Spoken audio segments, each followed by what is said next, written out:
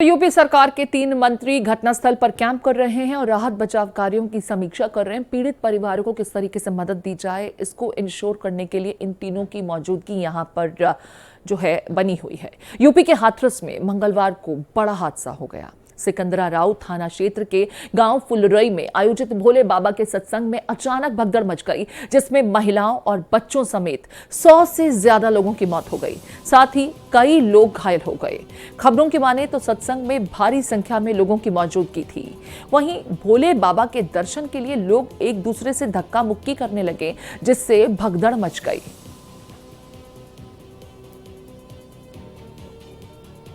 आपको कुछ तस्वीरें दिखा रहे हैं, हृदय विदारक की तस्वीरें हैं। लाशों का अंबार लगा हुआ है। सोचिए 100 से ज्यादा लोगों की मौत हुई है और यहाँ 50,000 से ज्यादा, कोई ये संख्या 80,000 के करीब बता रहा है। तो इतने लोगों की मौजूदगी थी। आप अंदाजा लगाइए कि जब भगदड़ मची, लोग एक दूसरे के ऊपर चढ़ते चले गए, लोग जख्मी हुए, कुछ लोगों की मौत हो गई। और ये जो कुछ लोगों का आंकड़ा है, ये बहुत बड़ा है। 100 से ज्यादा ये आंकड़ा पहुंच चुका है। 116 लोगों की मौत की पुष्टि प्रशासन द्वारा की जा चुकी है। कई लोग जख्मी भी हुए हैं। घायल लोगों को भी इस वक्त अस्पताल में इलाज जारी है। रोते बिलखते परिजन, जिन्हें समझ नहीं आ रहा कि क्या कुछ कहें इस पूरे मामले में। हादसे की बेहद भयानक तस्वीरें सामने आई। सवाल यही कि जिम्मेदार कौन। मेरे साथ मेरे 2 सहयोगी जुड़ गए हैं, पीयूष राय और रजनीश पांडे। पीयूष, पहले आपका रुख करते हुए, आज मुख्यमंत्री पहुंचने वाले हैं, लेकिन इस बीच जो जख्मी हैं, जिनका अस्पताल में इलाज चल रहा है, उनको लेकर क्या कुछ अपडेट। और 116 लोगों की मौत हुई है। जाहिर है पीड़ित परिवार इस वक्त शोकाकुल होंगे और उन्हें समझ नहीं आ रहा होगा कि सत्संग समागम में भी ऐसा हो सकता है, कल्पना से परे। जी, जाहिर सी बात है। यहाँ पे देखने वाली बात यह है कि जब मांग ही 80,000 की गई थी, वो अपने आप में एक बहुत बड़ा आंकड़ा है। और कहा जा रहा है कि 2 से 2.5 लाख के करीब लोग इकट्ठा हो चुके थे। ऐसे समय पे कि जो मुख्य आयोजकों को जो उनके खिलाफ FIR दर्ज हुई है, भारतीय न्याय संहिता के 5 धाराएं लगी हैं कि भाई इन लोगों ने कैसे, इनकी सबसे बड़ी गलती इनकी सबसे पहले सामने आती है। हम परिवारजनों से भी मिले, उनसे बात की और परिवार के लोग इतने दुखी हैं क्योंकि उनका कोई व्यक्ति कहीं मिल नहीं रहा है। तो कोई उनको बार बार कह रहा है कि कभी आप हाथरस जाइए, कभी एटा जाइए, कभी अलीगढ़ जाइए। तो एक तो परिवारजन परेशान है कि जिनके लोग अगर जीवित भी हैं तो मिल नहीं रहे हैं, तो आशंका बनी हुई है। और कुछ के जिनके मृत पाए गए हैं तो उनको दौड़ाया जा रहा है, कभी बॉडी नहीं दी जा रही है, कभी उस पहचान कराई जा रही है, कभी पोस्टमार्टम के चक्कर में उनको टाला जा रहा है। तो यहाँ पे जो पीड़ित के परिवारजन है वो भी बहुत ज़्यादा परेशान है।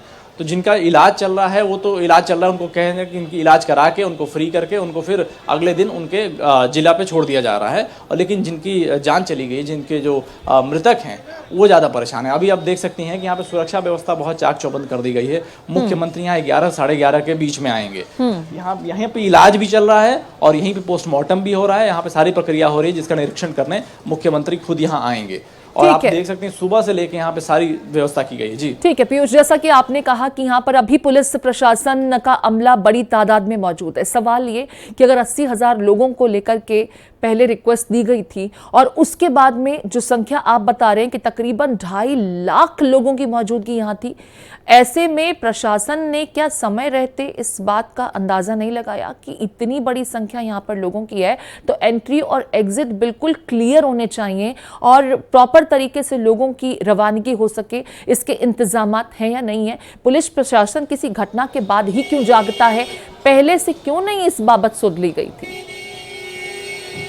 जी, इस बारे में हमने असीम अरुण से भी बात की। जब रात के 2 से 2:30 बजे वो लगभग आए थे यहाँ पे निरीक्षण करने। उनसे जब हमने बात की और उनसे जब हमने पूछा कि जब ये सारी चीज़ें हो रही थी तो LIU क्या कर रही थी, पुलिस विभाग प्रशासन क्या कर रहा था, और जो ड्रोन आप लगाते हैं क्या इतनी बड़ी संख्या में आप उसका देख रेख करने के लिए नहीं लगा सकते थे कि क्या कंडीशंस हैं उसको मैनेज करने के लिए? तो कहीं ना कहीं चूक प्रशासन की भी है, बहुत बड़ी है। और उनका कहना था कि पहले हम यहाँ पे जो लोग पीड़ित हैं उनके बारे में हम कुछ करेंगे, उनको देख रेख इलाज मुहैया कराएंगे, उसके बाद जो लोग दोषी पाए जाएंगे उन पे भी कड़ी से कड़ी कार्रवाई होगी। तो कहीं ना कहीं चूक है, लेकिन कार्रवाई के लिए भी आश्वासन सरकार दे रही है लगातार। ठीक है, मैं रजनीश का भी रुख कर लेती हूँ। रजनीश लखनऊ से मेरे साथ बने हुए। रजनीश, आज मुख्यमंत्री भी पहुंच रहे हैं हाथरस और पूरी स्थिति की समीक्षा उनके द्वारा की जाएगी। इस बीच FIR दर्ज कर ली गई है।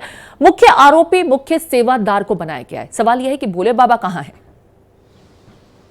देखिए, मैं इसकी शुरुआत करने जा रहा हूं बशीर बद्र की 2 लाइन की शेर है कि दर्द भी होती रहे फरियाद भी, मर्ज भी कायम रहे, जिंदा रहे, बीमार भी। उत्तर प्रदेश में पहली घटना नहीं है।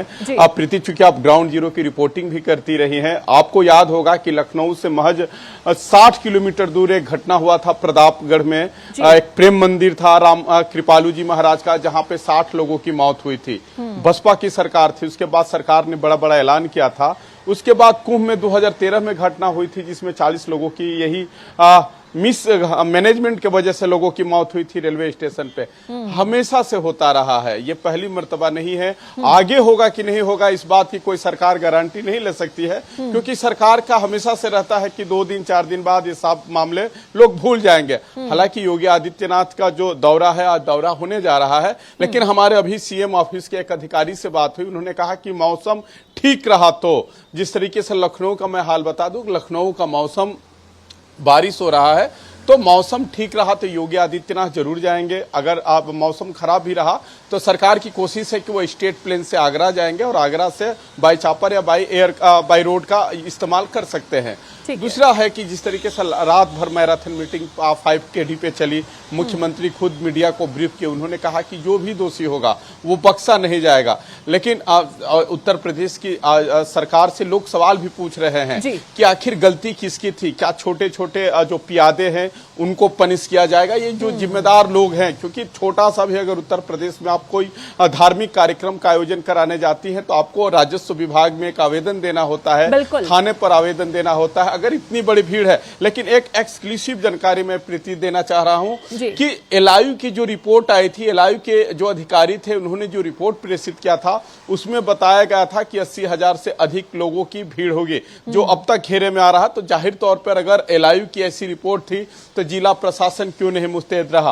हालांकि सरकार ने मरहम मुआवजे से मरहम लगाने की जरूर कोशिश की है, लेकिन सरकार से लोग जरूर सवाल पूछ रहे हैं कि क्या आगे ऐसी घटना न होने की सरकार गारंटी लेगी, या फिर वही होगा जो हमेशा से होता रहा है। ठीक कह रहे हैं आप रजनीश, की मुआवजे से मरहम लगाने की कोशिश है, लेकिन जिनके घर के प्रियजन चले गए हैं उसकी भरपाई कैसे प्रशासन करेगा? मुआवजे से उसकी भरपाई नहीं हो सकती। इंसानी जिंदगी और मुआवजा एक दूसरे से बहुत दूर दूर के विषय हैं। पीयूष, सवाल यह है कि एफआईआर तो पुलिस द्वारा दर्ज कर ली गई, मुख्य सेवादार को यहां पर मुख्य आरोपी बता दिया गया।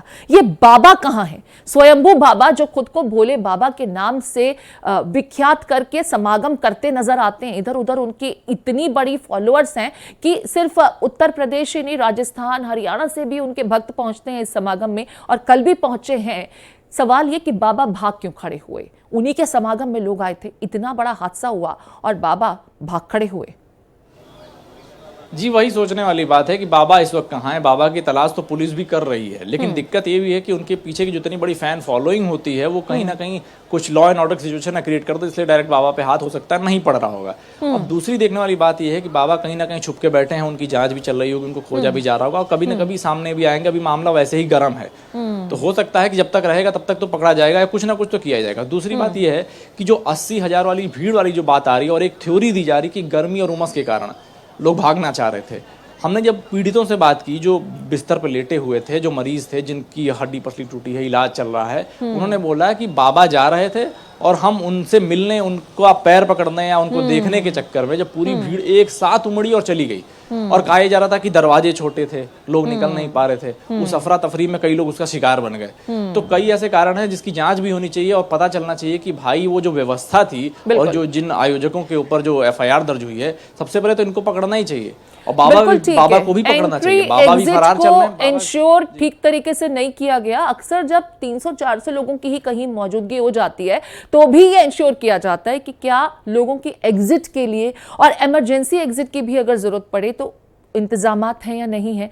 उतना बड़ा एरिया खाली छोड़ा जाता है ताकि लोगों को आसानी से वहां से रवानगी के लिए रास्ता मिल सके। लेकिन यहां पर तो बहुत बड़ी संख्या में लोगों की मौजूदगी थी, लेकिन एग्जिट को लेकर के जो गेट्स बनाए गए थे वो नाकाफी साबित हुए और उसकी वजह से यह हादसा इतना भयावह रूप ले गया। मैं एक बार फिर से रजनीश का रुख कर रही हूँ। रजनीश, जिस बाबा का जिक्र पीयूष भी कर रहे हैं कि हो सकता है कि बाबा की क्योंकि फैन फॉलोइंग है या फिर ये कहें कि उनके जो भक्त हैं वो कुछ इस तादाद में देश भर में मौजूद हैं कि कहीं लॉ एंड ऑर्डर के क्राइसिस ना क्रिएट हो जाए, सिचुएशन ना खड़ी हो जाए, इस वजह से शायद सीधे बाबा पर हाथ नहीं डाला गया। लेकिन ये वही बाबा हैं जिन्होंने कोरोना काल में 50 लोगों के सत्संग की परमिशन मांगी थी और 50,000 लोग पहुंच गए थे।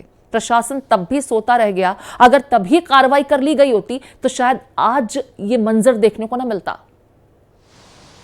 प्रीति, आपको याद होगा कि मथुरा में एक जवाहर बाग हत्याकांड हुआ था, जिसमें इनका जो संत थे उनके अनुयायियों ने एक सीओ, डिप्टी एसपी और एक थानेदार की हत्या कर दिए थे। हालांकि बाद में वहां पे रेस्क्यू किया गया था, पुलिस ने अपने हिसाब से कार्रवाई की थी। बाद में उस जो अतताई साधु था उसका पॉलिटिकल कनेक्शन निकला था। सबसे बड़ी बात है कि जो ऐसे बाबा, कल से ही भारत एक्सप्रेस लगातार सवाल पूछ रहा है कि क्या इनका कोई पॉलिटिकल कनेक्शन है कि नहीं है। अगर इनके पास, जैसे कि वहां के हमारे स्थानीय रिपोर्टर बता रहे थे कि इनके पास सांसद भी जाते थे, एमएलए भी जाते थे, नेताओं को पता होता है कि कहां जाने से कितना फायदा और कितना नुकसान होगा। बाबा जो है उनकी गिरफ्तारी क्यों नहीं हुई, एक तो सवाल बनता है, क्योंकि जिस तरीके से यहाँ पे एसटीएफ काम करती है, इनके आधुनिक इलेक्ट्रॉनिक सर्विलांस है, ये लोग दावा जरूर करते हैं कि हम जमीन में छुपे अपराधियों को खोज लेते हैं। तो अगर बाबा छोटी पर्सनालिटी नहीं है, अगर हादसा हुआ है तो जाहिर तौर पे बाबा 200 से 250 किलोमीटर के रेंज में ही कहीं छुपे होंगे। ऐसा नहीं कि वो नेपाल चले गए होंगे, ऐसा नहीं कि वो भूटान चले गए होंगे।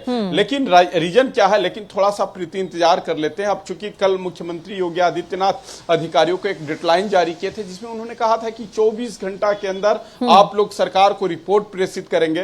तो महज कुछ घंटा इंतजार कर लेते हैं, आखिर उस रिपोर्ट में क्या होता है। जिस रिपोर्ट बनाने की जिम्मेदारी अलीगढ़ के कमिश्नर को दी गई है, उसमें डीजी आगरा जोन को रखा गया है। थोड़ा सा इंतजार कर लेते हैं। लेकिन कल एक बाबा जब प्रेस से मुखातिब हो रहे थे महाराज जी, तो उन्होंने कहा कि इसमें साजिश थोड़ी सी एंगल यहाँ चेंज हो जाती है, क्योंकि उत्तर प्रदेश में खासकर जो साधु संत होते हैं उनके खिलाफ एक दूसरा साधु संत भी साजिश करता है। उसका उदाहरण जय गुरुदेव है। तो थोड़ा सा बाबा जब बोल रहे थे तो कहीं ना कहीं इस लेवल का भी पता लगाया जा रहा है, तो क्या इस घटना के पीछे कोई साजिश तो नहीं है। अगर साजिश भी होगी तो उसका राजफाश होना जरूरी है। मैं बार बार इस बात को इसलिए कह रहा हूं कि ये पहली मर्तबा नहीं है उत्तर प्रदेश ऐसी घटनाओं को देखने और झेलने का आदी रहा है। आगे ऐसी घटना न हो, उसके लिए सरकार को कुछ ऐसे कदम उठाने पड़ेंगे जिससे यहाँ के लोग सरकार पर भरोसा करें और सरकार की जांच रिपोर्ट पर पीयूष, घटनास्थल पर फॉरेंसिक टीम पहुंच चुकी है, डॉग स्क्वाड के साथ में फॉरेंसिक टीम पहुंची, और जिस ओर रजनीश भी इशारा कर रहे हैं कि एक बाबा द्वारा इस दिशा में भी बयानबाजी की गई है, कहीं कोई साजिश का एंगल अब तक पुलिस अधिकारियों द्वारा आपकी, क्योंकि अब तक की पड़ताल आप भी वहां पर कल से मौजूद हैं, आपको डिटेक्ट हुआ या लग रहा है कि इस पहलू पर भी पुलिस की पड़ताल हो रही है? देखिए, साजिश का एंगल तो वो दूसरी बात है। हो सकता है पुलिस अभी जिस तरीके से पड़ताल कर रही है, वो फॉरेंसिक टीम गई है, सब कुछ गया है तो आगे निकल के आएगा। क्योंकि जिस तरीके के कारण दिए जा रहे हैं मृत्यु के, भगदड़ के, ये कुछ कहीं से पच नहीं रहे। लेकिन क्योंकि जो जनता आई है, इतनी बड़ी आबादी में आई है, इतनी 80,000 एक छोटा नंबर नहीं होता। कहीं जनता खड़ी हो जाएगी तो ऐसा लगेगा कि कहीं कुंभ का आयोजन हो गया, तो मतलब एक बहुत बड़ा नंबर होता है। बिल्कुल सही। तो इसमें हो सकता है कि आप छोटे मोटे रीजन बता के बच नहीं सकते। हो सकता है कोई ना कोई साजिश सामने कल को आ जाए। अभी जांच का ही विषय है। अब सीएम इतने तत्पर हैं, खुद आ रहे हैं, सारी मीटिंग्स ले रहे हैं, रात के 2-2 बजे सांसद आते हैं, 2:30 बजे कैबिनेट मंत्री आते हैं, तो कहीं ना कहीं सीएम बिल्कुल तत्पर हैं कि इसमें कुछ बख्शा नहीं जाए, कोई लापरवाही नहीं बरती जाएगी। तो ये सब चीजें होनी है, लेकिन बशर्ते ये है कि अभी कब होनी है, कितनी तेजी से होनी है, और जितने जो मरीज हैं, जितने जो मृतक हैं, उनको कब इंसाफ मिलेगा। ठीक है पीयूष, यहाँ पर आपने शुरुआत में ही जब हमने बातचीत शुरू की इस विषय पर कि अब तक क्या कुछ अपडेट है, तो आपने बताया कि जो पीड़ित परिवार है वो बेहद परेशान है, क्योंकि अभी भी बदइंतजामी यहाँ पर महसूस की जा सकती है। लोगों को प्रॉपर जानकारी अब तक नहीं मिल पा रही है कि उनके अपने कहाँ हैं, कहाँ इलाज चल रहा है, एक अस्पताल से दूसरे अस्पताल, और बल्कि हाथरस से एटा तक लोगों की दौड़ भाग हो रही है अपनों की सुध लेने के लिए। यहां पर प्रशासन की तरफ से क्या कुछ प्रॉपर जानकारी अब तक साझा नहीं की गई है कि कुल कितने लोग अस्पताल में भर्ती हैं और कहां-कहां उन्हें एडमिट कराया गया है, और उनके प्रियजन अगर उनकी सुध लेते हुए वहां पहुंच रहे हैं तो उन्हें उक्त अस्पताल तक ले जाने की क्या कोई प्रॉपर व्यवस्था अब तक नहीं है? जी देखिए, हाथरस डीएम द्वारा और तमाम जगहों से एक ऐसा सपोर्ट हेल्पलाइन नंबर जारी तो किए गए हैं लोग, लेकिन वही बात है, इस कंडीशन में कौन हेल्पलाइन नंबर पे बात करे, तब 50 चीजें अपनी डिटेल दे और पूछे। कोई थोड़ा इनको और आसान तरीका बनाना पड़ेगा, पहली चीज। दूसरी चीज ये कि सही बात है, व्यवस्था में कमी तो है, कहीं ना कहीं कमी। हम लोग जब इससे पहले दूसरी जगह गए थे तो वहां पे उस अस्पताल में तो बेड भी सही से नहीं थे, सारा का सारा सिस्टम इतना बिखरा हुआ था कि अगर वहां कोई मरीज आ जाता और जिंदा होता तो शायद वो जिंदा ना बचता। तो सरकारी अस्पतालों की कंडीशन कुछ जगहों पे तो बिल्कुल खराब है। तो जब उन लोगों को जहां जहां आदमी जा रहा है, कोई मरीज जा रहा है, कोई उसका परिवारजन जा रहा है, उसको आगे कह दिया जा रहा है कि आप दूसरे शहर चले जाओ, एटा चले जाओ, अलीगढ़ तक चले, दूर दूर तक जगहों पे भेजा जा रहा है। तो वो मरीज रोते बिलखते फिर कहीं जा रहा है। कोई ऐसी सहूलियत नहीं कि कोई इनकी कोई गाड़ी हो, कोई ऐसा। हाँ, जब मरीज ठीक हो जा रहे हैं तो उनका पता करके कि वो किस जगह के हैं, किस जिले के हैं, परिवारजन का नंबर क्या है, उनको सौंप दिया जा रहा है। या फिर कोई डेड बॉडी का पोस्टमार्टम हो जा रहा है, कुछ क्लियर हो जा रहा है कि कहाँ के हैं, तो उसके बाद उनको फिर डेड बॉडी सौंप दी जा रही है। लेकिन जब तक कुछ पुष्टि नहीं हो पा रही है, ऐसे पीड़ित परिवारजन जो भी हैं वो बिल्कुल भटक रहे हैं, बिल्कुल हेल्पलेस हैं। पीयूष, पोस्टमार्टम का भी आपने जिक्र किया, जिस अस्पताल में आपकी मौजूदगी है, जिस अस्पताल परिसर में, वहीं पर आप बता रहे हैं कि पोस्टमार्टम भी हो रहे हैं। अब तक कितने पोस्टमार्टम हो गए होंगे? और देर रात से मुझे लगता है कि पोस्टमार्टम करने वाले डॉक्टर भी लगातार ड्यूटी पर ही यहाँ अपनी जिम्मेदारी का निर्वहन कर रहे होंगे। जी, हमने यहाँ पे मुख्य चिकित्सक आयुक्त मौजूद हैं। मतलब कि चिकित्सा के क्षेत्र में बड़े बड़े अधिकारी भी हैं यहाँ पे, वो देख रहे हैं, चीज़ों को खुद देख रहे हैं। क्योंकि सीएम ने कहा है कि एक तो इलाज जिनका होना है उनका सरकार इलाज कराएगी, पहली बात, और फिर जो मुआवजा दे रही है वो तो दे ही रही है। तो ध्यान तो ये लोग पूरा दे रहे हैं, ऐसा नहीं जो इनके पास आ जा रहा है, लेकिन इनके पास व्यवस्था कितनी है ध्यान देने लायक, ये देखने की बात है कि इनके पास संसाधन कितने, इक्विपमेंट्स कितने हैं, रिसोर्सेज कितने हैं, उसी में जो कर पा रहे हैं कर रहे हैं। अब पोस्टमार्टम मैं कह रहा था कि यहाँ भी हो रहे हैं, जो बॉडीज यहाँ आ जा रही हैं, जो मरीज यहाँ आ रहे हैं या फिर यहाँ आने के बाद मर जा रहे हैं, तो उनका तो पोस्टमार्टम ही हो रहा है। लेकिन कुछ पोस्टमार्टम स्थल दूसरी जगहों पे भी हैं जहाँ पे रेफर कर दिया जाए। अलग अलग अस्पतालों में जहाँ मरीज भेजे गए होंगे वहां पर भी पोस्टमार्टम की व्यवस्था होगी, तो मुमकिन है कि वो प्रक्रिया वहां भी हो रही हो। ये लंबा प्रोसीजर है, क्योंकि जब तक किसी मृतक का परिजन नहीं पहुंचता है, एक अवधि तय होती है कि परिजनों के हस्ताक्षर के बाद ही पोस्टमार्टम भी कराया जाता है। अब ऐसे में जो लोग इस घटना के बाद अपनों की डेड बॉडीज को तलाशने के लिए वहां पहुंच रहे होंगे, ये मंजर बयां कर पाना भी बहुत मुश्किल है, क्योंकि जब तक आप आइडेंटिफाई नहीं करेंगे तब तक पोस्टमार्टम की प्रक्रिया भी पूरी नहीं होगी, शुरू तक नहीं होगी। नजर बनाए रखें पीयूष और रजनीश, बहुत शुक्रिया विस्तार से तमाम अपडेट्स हम तक पहुंचाने के लिए।